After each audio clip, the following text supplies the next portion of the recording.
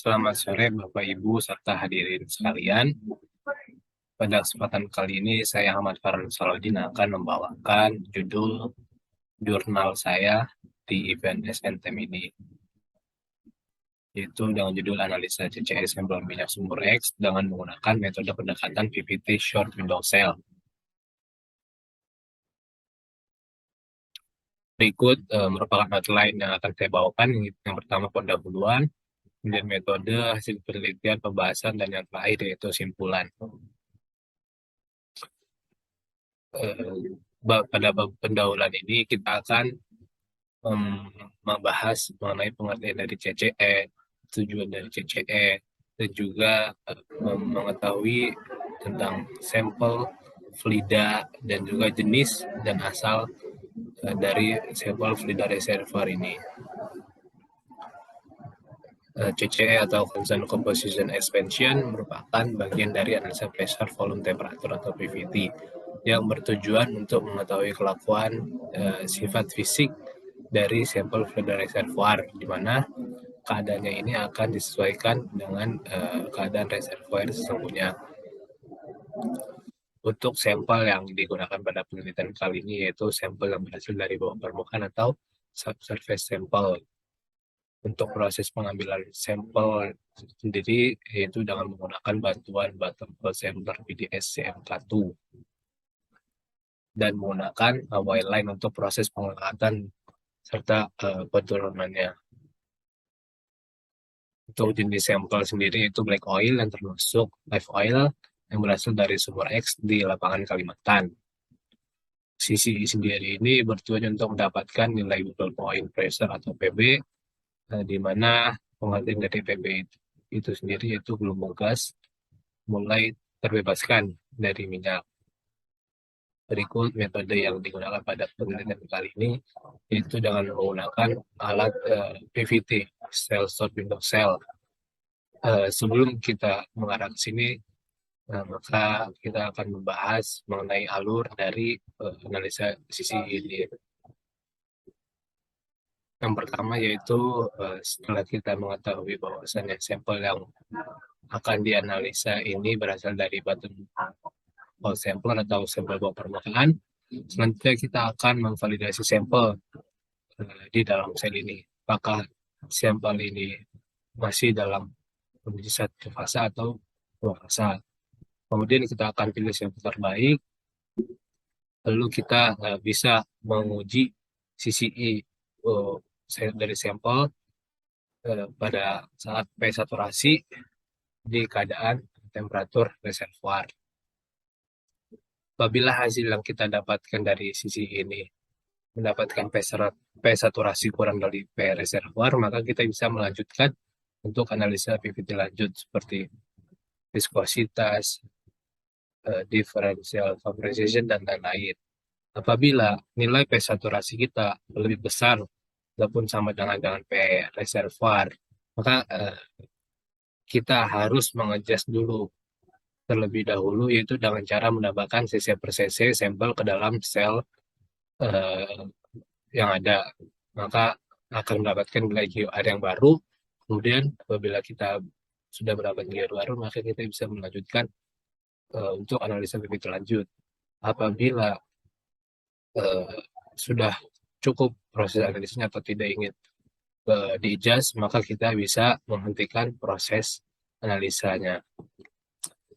Di sini ada alat yang bernama PVT Cell Short Window Cell. Di sini ada tuas tir, kemudian ada batang tuas tir, ada pressure gauge, dan juga ada sel sendiri.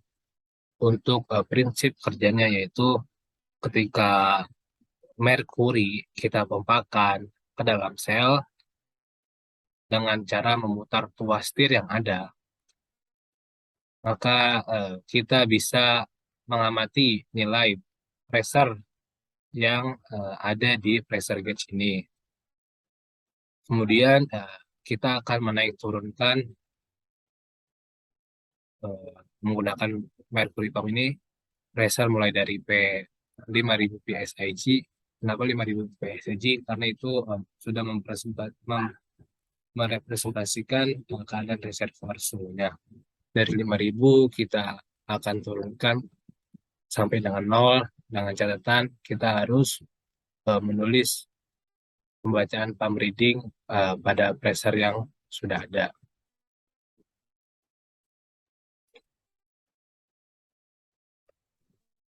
Untuk banyaknya jumlah sel yang ada di dalam sel yaitu sekitar 50 cc. Berikut hasil penelitian yang didapatkan pada penelitian kali ini, yaitu didapatkan nilai WO sebesar 1.295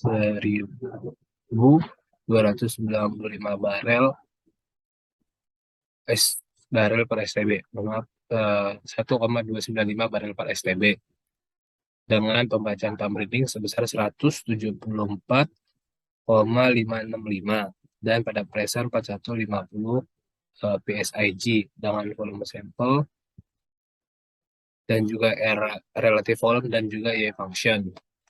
Di sini ditaruh 10 titik di atas P saturasi dan 10 titik di bawah P saturasi.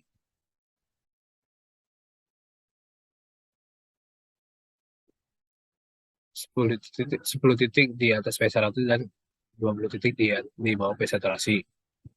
Kemudian selanjutnya kita akan membahas di pembahasan CCI ini tujuannya itu untuk mendapatkan nilai PB, yang mana nilai PB ini bisa dijadikan parameter keberhasilan analisa ini.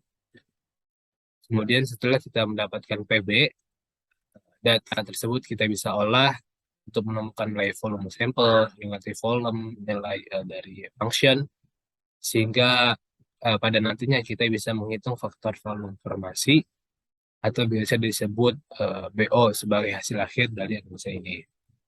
Di sini ada data informasi sampel di laboratorium.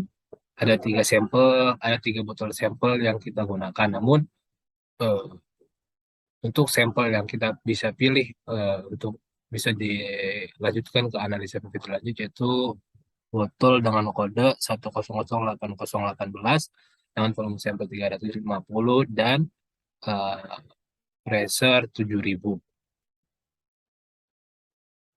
Di sini kemudian ada 2 grafik, itu yang pertama ada pressure versus relative volume dan juga pressure versus pump reading. Pengertian dari relative volume ini sendiri yaitu perbandingan antara volume sampel pada saat tekanan dan volume sampel pada saat reservoir. Dari hasil yang ada di grafik ini bisa kita simpulkan bahwa semakin kecil pressure yang diberikan, maka semakin besar relatif volume. Ya. Kemudian grafik kedua yaitu grafik pressure to pump reading. Grafik ini merepresentasikan bahwa penelitian ini dilakukan di laboratorium.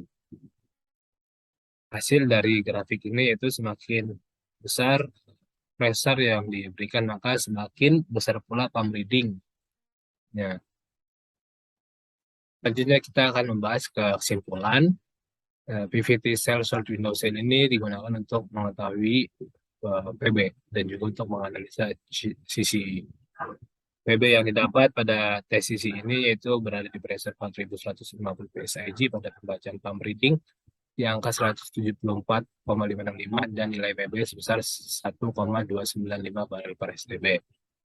Botol yang dipilih yaitu botol dengan kode 1008018 yang memiliki volume sampel 350 cc.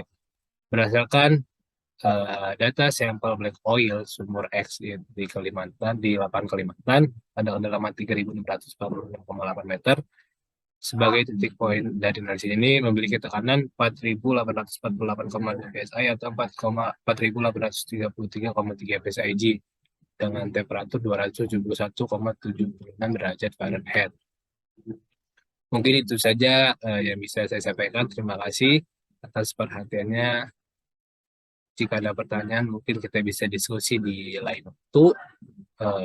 Selamat sore semuanya.